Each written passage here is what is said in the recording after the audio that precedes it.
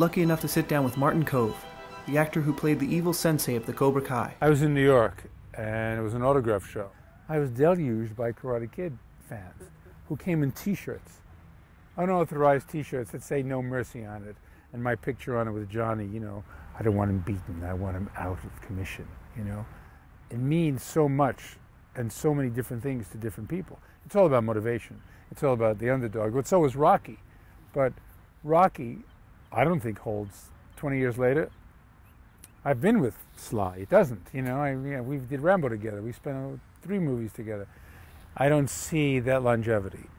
You know, I don't see it. And yet Rocky's a terrific picture.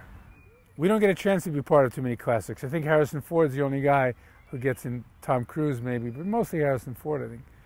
And what's interesting is this is a classic. It wasn't a film that you thought about the kicks and the punches when you left the theater. It was about morality. It was about good versus evil. My journey was about to go deeper. I traveled to Virginia, where I was to meet a young Karate Kid fan named Clay Rushing. When I saw the Karate Kid, I was like, wait a minute. That's something I want to do. And it opened up an entire new world to me. Clay was born with cerebral palsy, causing him to rely on a wheelchair to get around. The theme song at the end of the movie, it just really captured everything that I had ever felt. And I was like, that's it. That's what I want to do. That's my dream, to be a black belt. And they kind of looked at me like, you're insane. What did you think? Well, I couldn't imagine that we could find a school. I mean, anybody that would work with him. This gentleman came in that had sold them a house, and he was a martial artist, and really felt that Clay had an interest in studying martial arts, but really didn't have the resources himself to do it. And so he gave me their number, and I called his mom, and I think she thought I was crazy. And he came in, and we took the first lesson, and it took off from there. He was not only a great example for the other students, but he was real proof of what martial arts is all about, and basically competing within yourself. By 8th grade on, I was there every day. Every day until he graduated from high school. The bus dropped him off there. Martial arts is not just kicking and punching. Like in the Karate Kid, how he taught him to be patient and taught him to overcome adversity. That's really what martial arts is all about. We figured out ways for him to train, and we rigged up ways for him to stand up. They had him hanging from a sling, remember that? On a cable. And it had him suspended from the ceiling so that he could support as much of his weight on his legs as he could, so that he could stand like the other students, and he didn't have to rely on the chair. And then he got to spar people. It was fun until they decided to use me as target practice. Human pinata. And so the thing about Clay being in our program, he never was any different than any other student. Because Clay was treated like every other kid, he had to complete intense physical tests in order to earn his belt. The final test was to break a wooden board. Can you do it?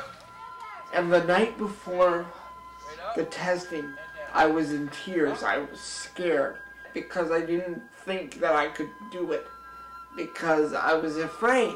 Up. Hit it.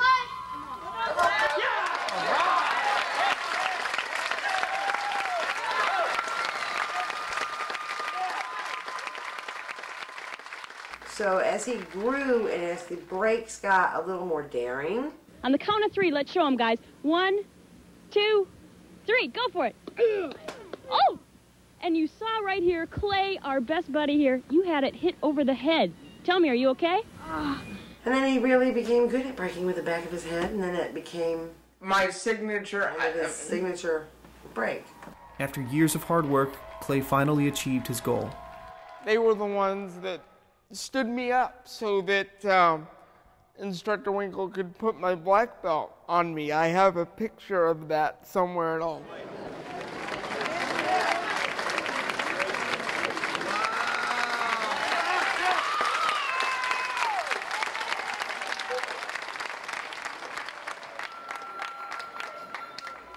children certainly don't realize their potential.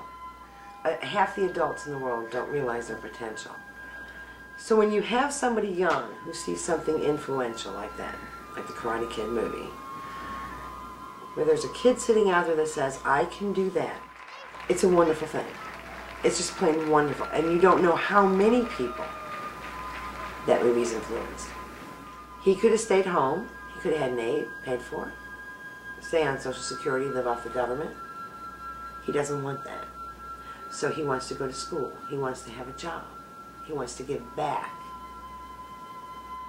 And I think all of that, all did begin with the Karate Kid movie because his stepfather showed him the movie.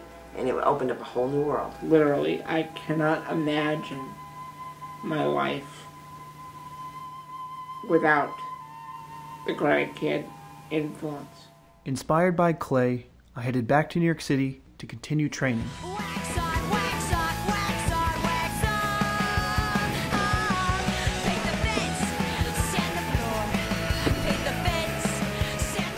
But before the tournament, I had one last stop. I had to find the Karate Kid fans that were putting up the posters of Ralph Macchio.